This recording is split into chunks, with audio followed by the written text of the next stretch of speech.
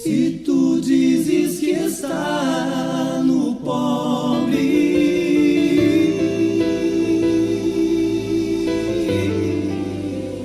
eu irei te buscar, Senhor.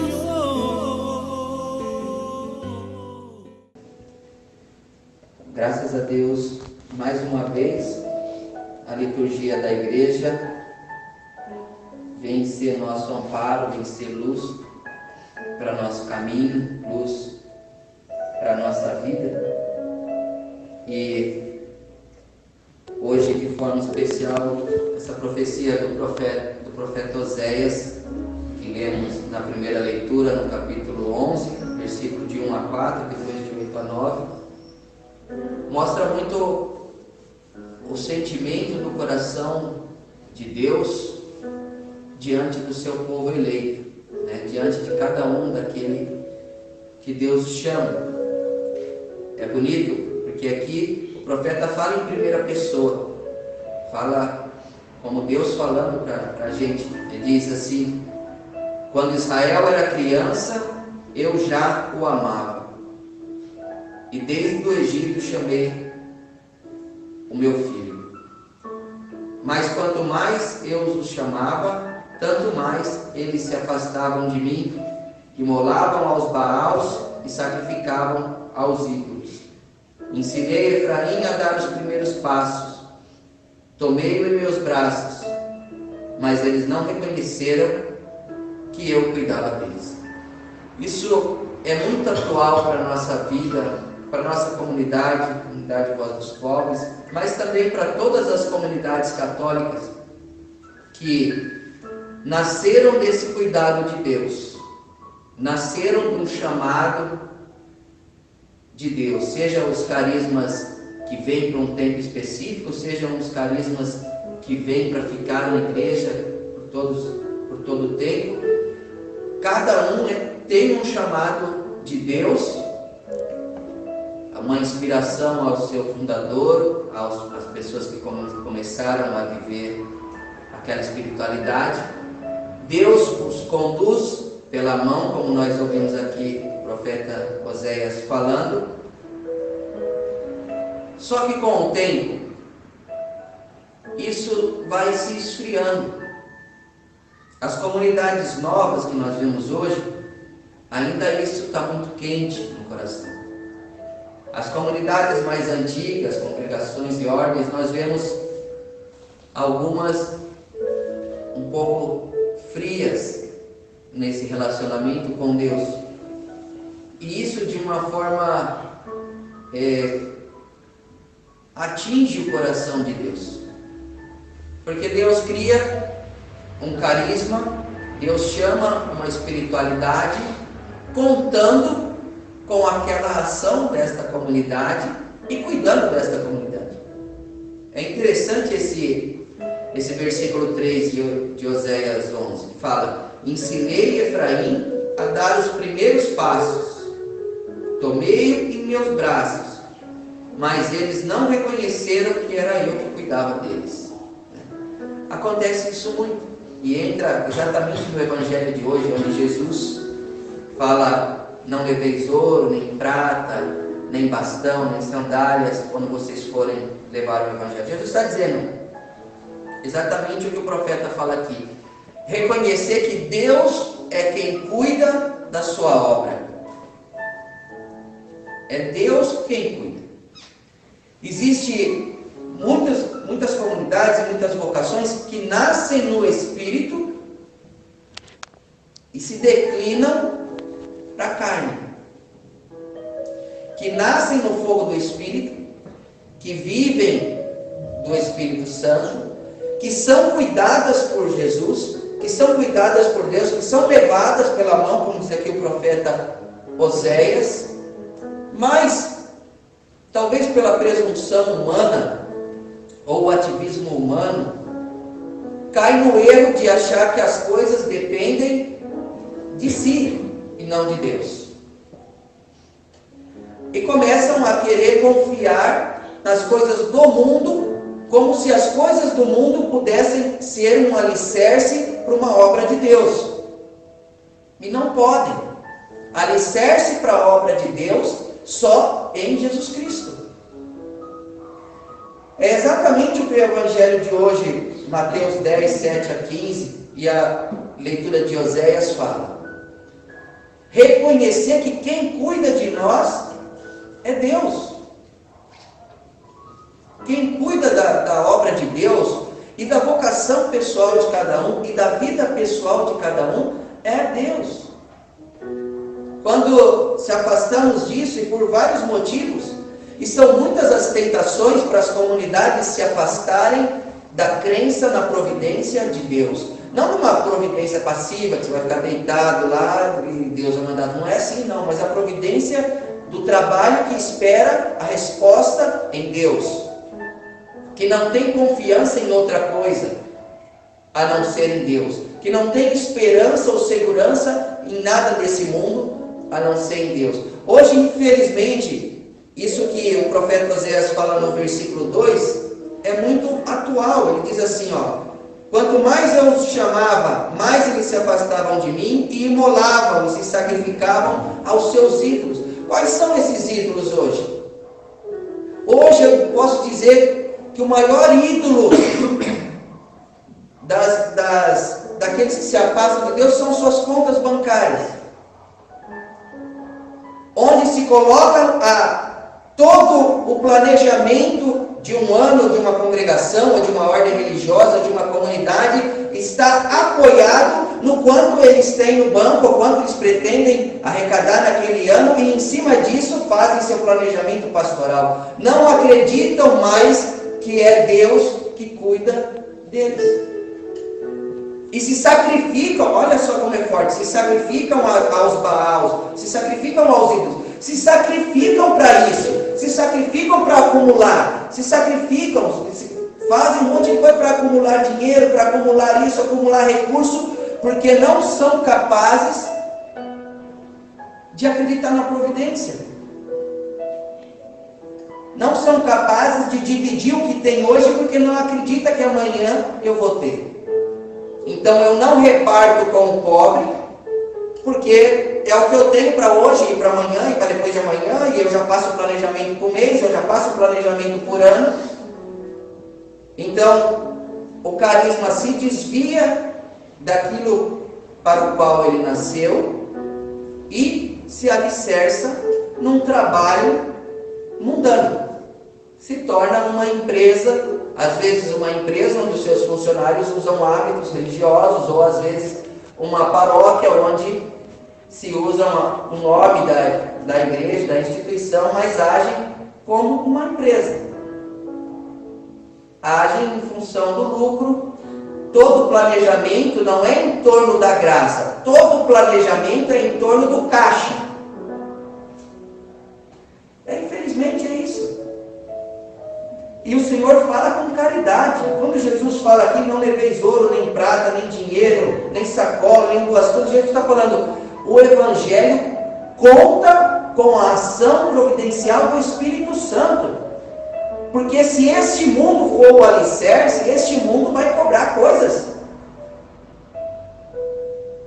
Este mundo vai cobrar coisas. Jesus diz, vocês não são deste mundo. Vocês estão aqui, mas não são daqui. Está tão fora de moda acreditar na providência de Deus. Está tão fora de moda dividir o que temos hoje, porque podemos ficar sem amanhã.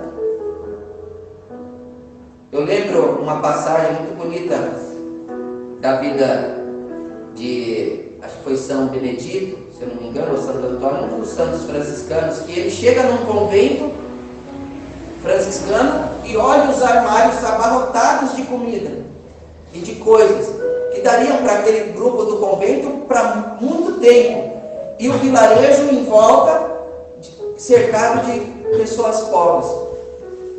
Aí ele pega tudo aquilo e dá tudo.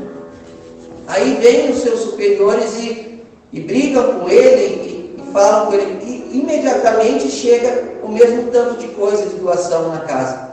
Enquanto eles brigavam com o santo, Deus já mostrava que ele estava certo. Deus já dava ali, né? E isso, numa comunidade como a nossa, ainda nova, ainda com o fundador vivo, ainda com as coisas florescendo dentro dela, parece uma realidade distante. Mas também pode ser uma realidade aqui isso. Se a gente, cada um de nós, não se sentir responsável em vetar as propostas do mundo, em fechar as janelas da nossa casa comum para o mundo e abrir nossas portas e janelas para Deus. Confiar, é lógico que o planejamento empresarial ia funcionar muito bem aqui. Se a gente contrata um administrador e ele vem aqui, a comunidade arrecada tanto, nós temos tanto de despesa, nós vamos fazer tanto de festa, vamos levantar tanto de dinheiro, e vamos pagar isso, vamos pagar aquilo, vamos viver assim, isso e aquilo, vamos vender nossa coisa por tanto, vamos fazer a festa, vamos cobrar. É fácil de fazer isso como uma empresa, mas se perde a essência de reconhecer que é Deus que cuida de nós. Ainda na leitura do profeta Oséias, ele fala assim: ensinei Efraim a dar os primeiros passos, atraí com laços de humanidade, com laços de amor. Era para eles como quem leva uma criança no colo, me rebaixava para dar-lhes de comer. Olha que forte isso, né? Então, essa providência de Deus, essa atuação de Deus numa comunidade, esse reconhecer, porque viver da providência não é outra coisa a não ser saber que nós dependemos de Deus, um exercício da oração, para não viver uma fé cômoda. Você vê que nós não temos sossego, nós estamos sempre tendo que pagar a conta, pagar aluguel, pagar isso, pagar aquilo. Então, nós estamos exercitando o trabalho pastoral, nós estamos exercitando, nós não estamos sentados comodamente, todo mundo vendo acontecer a coisa, assistindo. Não, é uma providência que atua na nossa vida de trabalho. Então Deus não deixa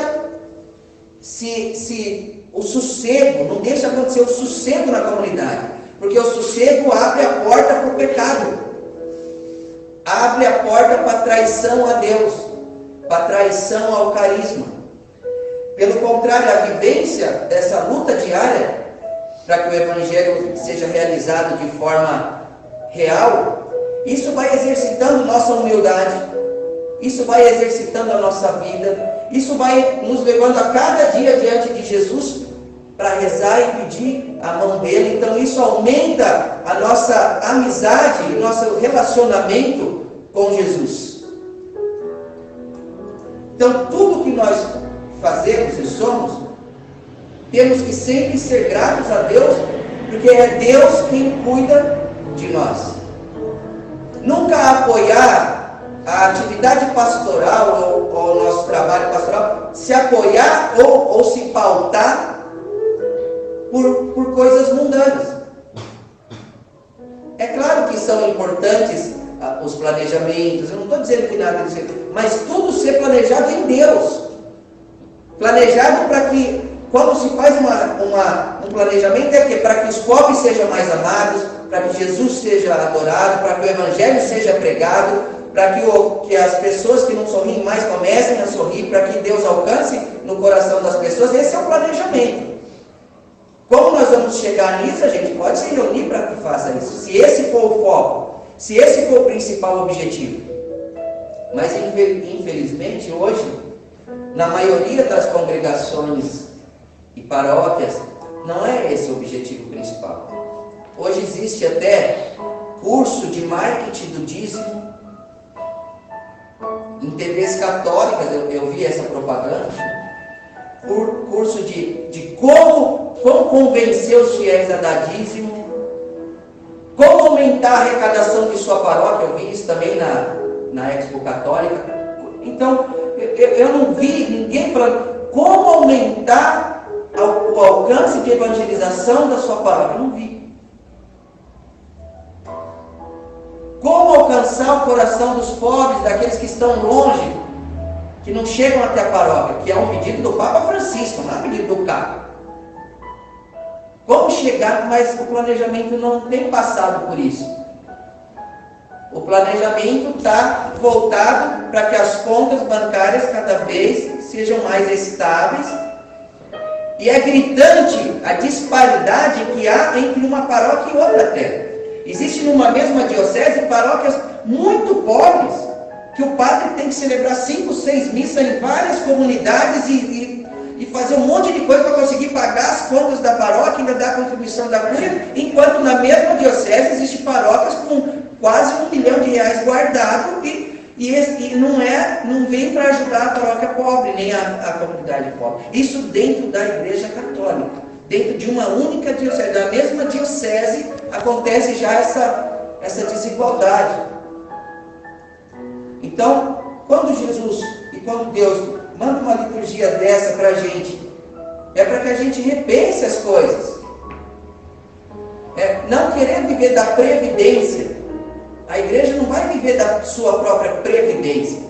A igreja nasce e vive da providência de Deus, tanto na sua ação pastoral como no seu cuidado com as pessoas e cuidado com o clero e tudo que a igreja tem de gastos. Tudo é Deus que cuida se a igreja cuidar do que ela tem que cuidar, né? A gente vê, para terminar, se a gente vê algumas comunidades que, como São João Maria Vianney, que assumiu na sua época uma comunidade muito pobre, que nenhum padre queria ir para lá, porque era uma região muito pobre, muito difícil de acesso. Ele vai para lá, para Ars. Ele, um homem simples, transformou aquele lugar num centro de peregrinação até hoje, porque a vida pastoral dele foi tão verdadeira, tão dentro disso que Jesus falou aqui, tão desligado de toda essa parafernália que hoje existe de marketing católico. Eu não gosto nem de ouvir esse nome, sabe? Mas que tem isso para todo lado hoje em dia. Ele estava tão desvinculado disso, tão apegado a Jesus de verdade, que a providência o assistiu e lá se tornou um lugar que era abandonado na França, se tornou um centro de peregrinação até hoje. E até hoje esse é o patrono, São João Maria Vianney, de todos os padres diocesanos. Então, se ele é o patrono, ele deveria ser o exemplo a ser seguido pelos padres diocesanos também. O seu planejamento paroquial devia estar dentro do coração de São João Maria Vianney, como foi de São João Maria Vianney, de visitar as casas, de levar o Evangelho, e a providência vem. A providência vem. Se acreditar, ela vem.